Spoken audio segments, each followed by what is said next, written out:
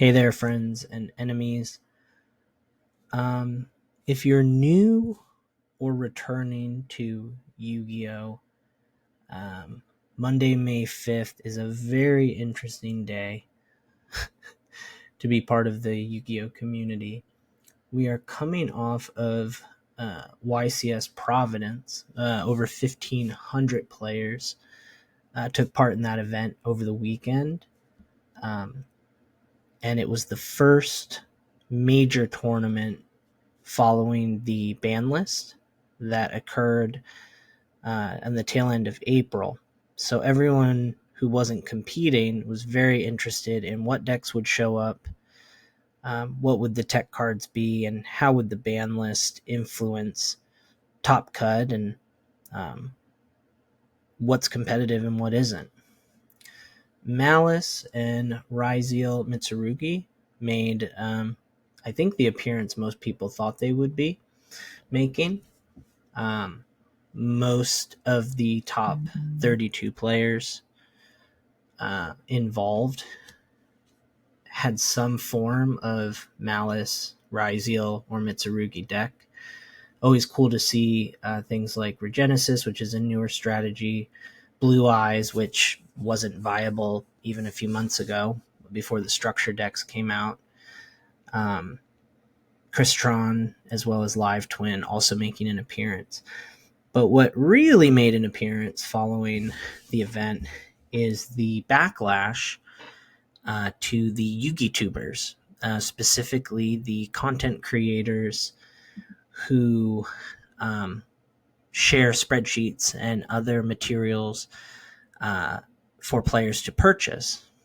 Following the event, one of the players who I believe either made top 8 or top 16, Jib YGO, wrote on X or Twitter, if you play GWC, you're behind. GWC is one of the Malice trap cards. Most people would basically assume it would always be in your main deck. And then Pac wrote, if you're playing GWC in the main deck, you're behind. And if you play A Code Talker, you're lost. And this set off quite a backlash.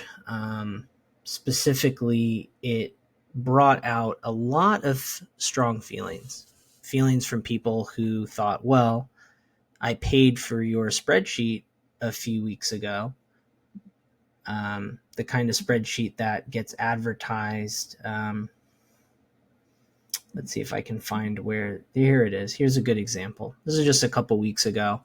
Pac and other players were advertising, including Jib, their spreadsheet for Malice and the combos. Here's A Code Talker in the thumbnail, the same A Code Talker that Pac's saying, if you play that card, you're lost. So there's a lot to kind of take in. A couple things that I'm thinking about as someone who's returning to Yu-Gi-Oh! After a very long hiatus is that, number one, it's a card game. And if when you play this game or participate in this game, your day can be ruined by what Yugitubers are telling you to play or not play, that's a good opportunity to probably, slow down, maybe do something else with your time. I'm not saying that if you spend money on a spreadsheet that you should feel like you got duped, because if you feel like you got duped, well, then that might be a good reason not to purchase a spreadsheet in the future. But first and foremost, whatever anyone in this community is saying should be taken with a grain of salt. Specifically, the growing trend seems to be an awareness that competitive Yu-Gi-Oh players, the ones who are traveling to YCSs and major tournaments year-round, the ones who are creating content about those adventures, the ones who are generating revenue off of the creation of spreadsheets and the idea that they know how to play the game maybe better or more efficiently than you do. So if you pay them, they'll teach you how to play as well as they do. It's an interesting crossroads because I think the backlash is starting to swell to maybe a tipping point or breaking point. There's a really good post in the Malice Facebook group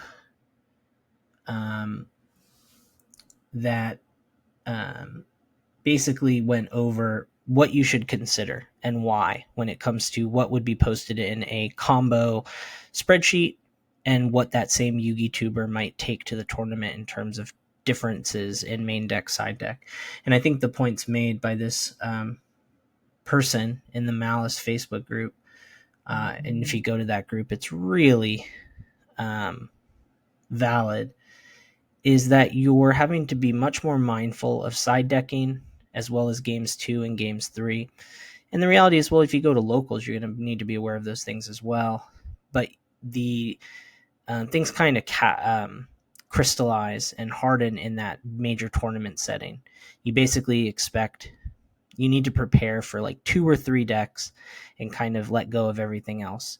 So deck profiles and deck card choices are going to skew in ways that a baseline combo spreadsheet will not. The baseline combo spreadsheet is designed to help you learn the deck, learn several combos, get more comfortable with the sequencing and the play patterns. It's not designed to win you a YCS. And the idea that if a Yugituber tells you to do something in a combo spreadsheet and then turns around and plays a different card or takes a card out of that same combo for a major tournament, honestly shouldn't really be surprising. That's not to shame anyone who's upset by the action of the players who are posting, because the backlash they've received has even led to things like commentary from the players themselves that now they're going to have to make videos addressing the spreadsheets they create, and the misunderstanding and the frustration, which is sort of an interesting turn of events. I mean, I think if what comes out of this nonsense are Yugitubers who are a little bit more empathetic and mindful that there are people who don't have the resources those Yugitubers have to play Yu-Gi-Oh! And can't afford, entirely blinged out decks or to travel for these major events. They might just want to take the deck to locals or to something at a regional level, that there is an expectation that if you're going to pay for something, it's going to stand the test of time. If 2 weeks later, the same people who are posting the spreadsheet are rubbing the decisions made in your face, that's just a bad look. I think that just shows immaturity, which as a returning player to Yu-Gi-Oh! I think is actually my biggest problem with Yu-Gi-Oh! In the state of Yu-Gi-Oh! In 2025 is I find a large swath of the player base to just be a bit immature. Not the folks I meet at locals. I play north of Atlanta, and the people I've met at locals are some of the best people I've interacted with in any card game space. I would say if you're able to make it to a locals, practice your deck in real life with real people, those are some cool connections you can make. And you can talk strategy, you can theorize, you can, maybe make headway on some spicy tech in a real setting that's not the fake made up world of the internet. Because you also just have a lot of nonsense from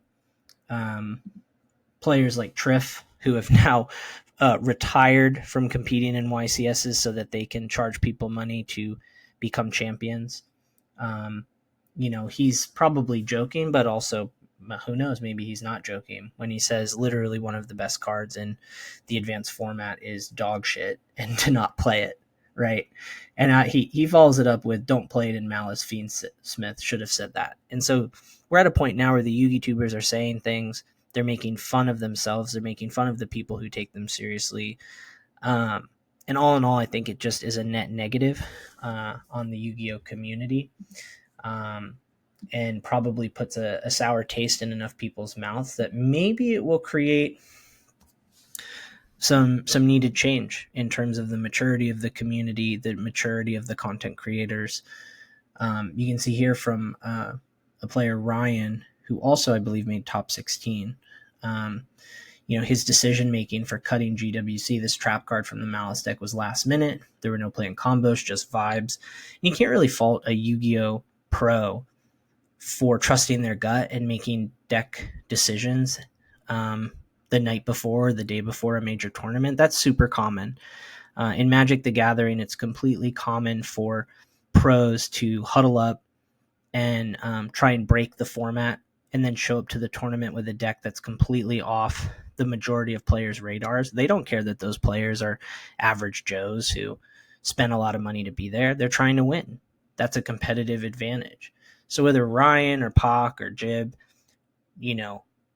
created a spreadsheet 2 weeks ago to deceive people, or created a spreadsheet and then continued to test for hours and hours and hours and came to some different conclusions than the initial spreadsheet they created, that's for us to decide and to, quite frankly, maybe just sit with for a minute. Yu-Gi-Oh! Is a card game. For most of us, it's a casual card game. For some of us, it's a hyper-competitive card game. So when you see someone posting these, and I've seen here, like Louis Sacco is another one who will post combos and deck lists and then turn around a week later and play a different deck than what his spreadsheet combo package advertised. There's nothing wrong with that. But at the same time, if when people get upset that it's happening, your response as a Yugituber is to double down or make fun of them or, try and get defensive, well, then I think there's an immaturity that should be addressed. You're charging people money. You're taking something that is meant to be fun and casual and, quite frankly, a kid's game, and you're making something much more adult out of it when you start asking people to spend money that they've worked hard for your strategy, and then to turn around and have that same strategy almost be a deception or be thought of as a deception so that you can have a competitive advantage against that person who paid for your spreadsheet. That's just a bad look. And I think the community can do better. So, there's a tough balancing act. As someone who doesn't intend to play it at YCS anytime soon, I don't plan on buying a spreadsheet. I have thought about it in the past, and I realized it just wasn't worth it to me. I'd rather learn the lines by going to locals. I'd rather learn the lines by engaging with Yu-Gi-Oh! Content on YouTube or Reddit or X or wherever that I feel is viable, as well as deserving of my respect and time. And I think that's the challenge for those of us who are coming back to the game or new to the game, that there's a lot of nonsense. And unfortunately, the same Yugitubers who make Yu-Gi-Oh! Popular, whose videos get the most views, whose spreadsheets get purchased, who help influence the metagame, those same folks are actually a big part of what would cause people to leave the game or stop playing the game. And until that is addressed by the community itself, Yu-Gi-Oh! Is going to be in sort of an awkward place. This should be a time to celebrate. I don't think Yu-Gi-Oh! Has been more fun to play in the last few years than it is right now. The recent ban list was awesome in terms of freeing up decks. The Alliance Insight support, it brought a lot of cool cards to the table for a lot of different strategies. I think it's a great time to learn to play Yu-Gi-Oh! Or to relearn to play Yu-Gi-Oh! And have fun.